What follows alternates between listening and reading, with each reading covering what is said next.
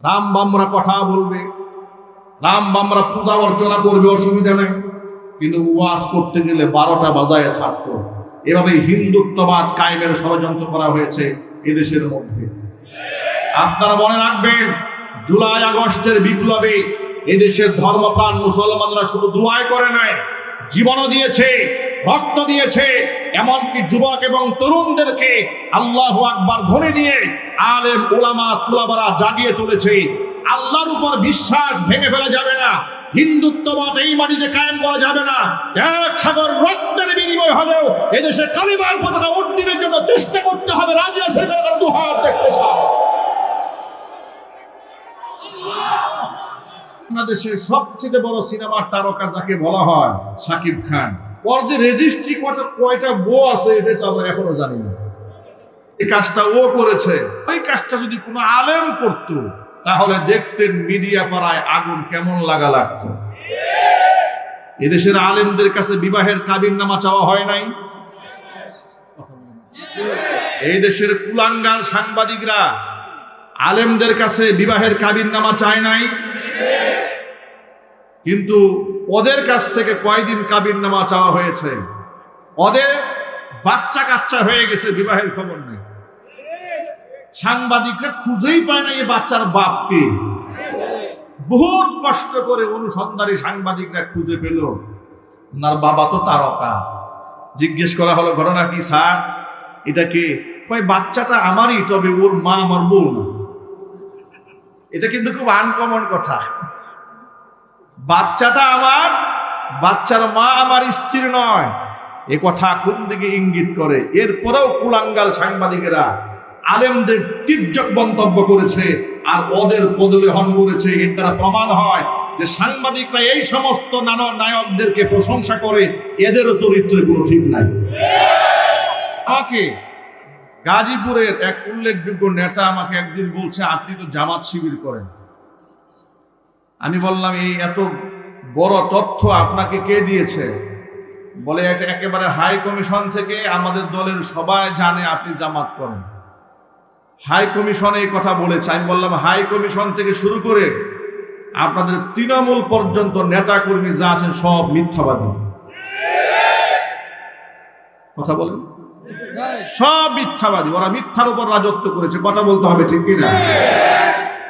ওরা মানুষদেরকে ছোট করার জন্য, খাটো করার জন্য, যাকে যে কথা বলে ঘায়েল করে সামাজিকভাবে দুর্বল করা যায়, ওরা সেটাই করেছে। স্বার্থে লেগেছে জঙ্গি, স্বার্থে লেগেছে রাজাকার, স্বার্থে লেগেছে আল বদর, আল শামস। পাকিস্তানের পেটারটা পাকিস্তানের দালাল বলেছে, কিন্তু ইতিহাস প্রমাণ করেছে যাদেরকে পাকিস্তানের দূষর বলেছে তারা কেউ পাকিস্তানে আশ্রয় গ্রহণ করেনি। কিন্তু যারা আমাদেরকে পাকিস্তানের দালাল বলেছে, পাকিস্তানের পেটারটা বলেছে, ওরা হিন্দুস্তানের কাফের বেঈমানদের দালাল। এটা প্রমাণিত হয়েছে জাতির সামনে। কথা বলেন, ঠিক কিনা বলেন?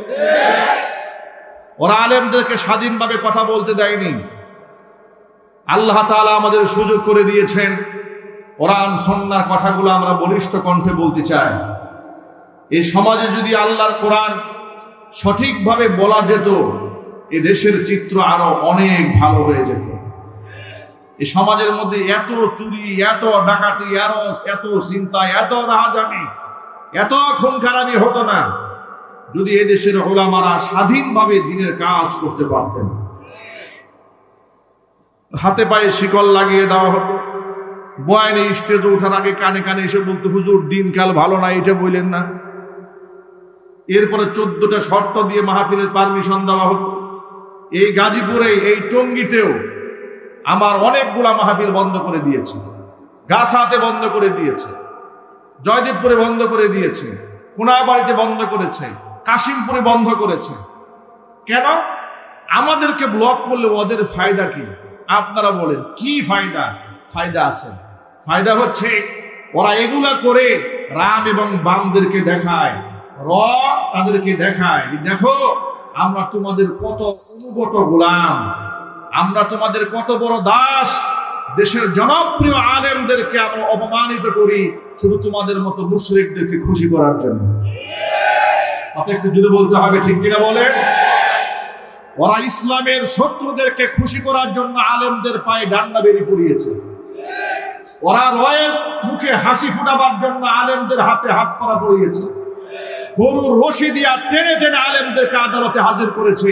যারা করেছে ইতিহাসের আস্থা করে নিক্ষিপ্ত হয়েছে। কথা বলতে হবে মুসলমান, ঠিক কিনা বলেন? এগুলা করে সম্মান পাওয়া যায় না। জোর করে ভালোবাসা আদায় করা যায় না। কিছু সময়ের জন্য অভিনয় করা যায়। অভিনয় এক জিনিস, বাস্তবতা ভিন্ন জিনিস। দেখেন না, অভিনয় শিল্পীরা, সিনেমার ছবির তারকারা সিনেমার সুন্দর পর্দায় দেখায় প্রেম জীবনে একবারই আসে, মানুষকে ধোঁকা দেয়।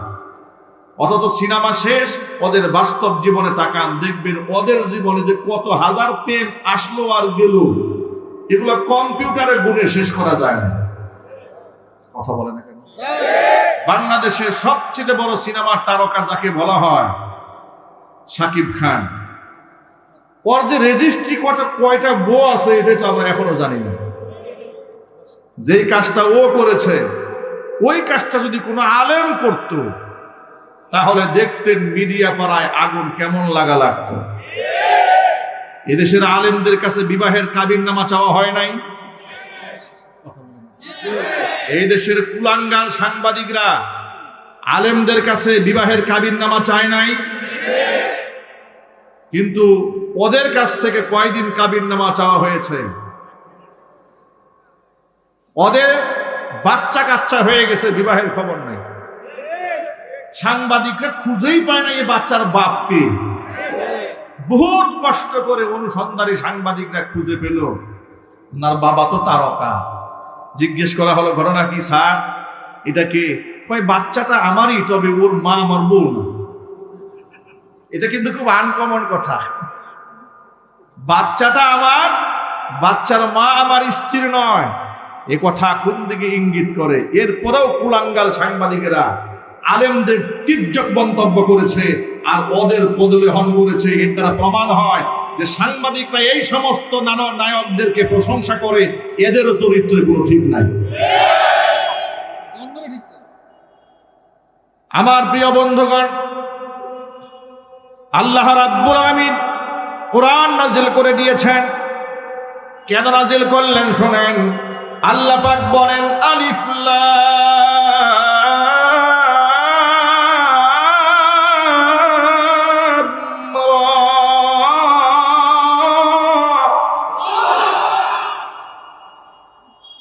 কিতাবুন আনজালনাহু ইলাইকা লিতুখরিজান নাসা মিনাল যুলুমাতি ইলান নূর।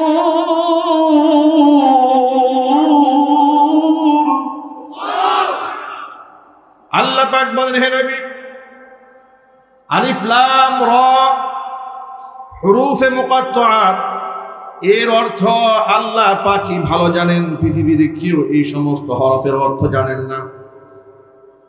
পরে আয়াতে আল্লাহ বলছেন, কিতাবুন আনজালনাহু ইলাইকা, হে নবী, এমন কিতাব আপনার উপর আমি নাযিল করেছি, লিতুখরিজান নাসা মিনাজ যুলুমাতি ইলান নূর, যাতে করে আপনি মানুষদেরকে অন্ধকার থেকে আলোর পথে কোরআন দিয়ে বের করে নিয়ে আসতে পারেন। কোরআন দিয়ে আল্লাহর নবী কেমন আলোকিত সমাজ বানালেন লক্ষ্য করেন। এমন সমাজ তিনি বানাতে সক্ষম হলেন, মানুষদেরকে আর পুলিশ দিয়ে পাহারা দেওয়ার প্রয়োজন হয়নি, পেছনে গোয়েন্দা লাগাবার কোনো প্রয়োজন হয়নি। বরং এক একজন মানুষ, এক একজন ব্যক্তি তার নিজেই নিজের পাহারাদার হয়ে গিয়েছে। সুবহানাল্লাহ বলেন।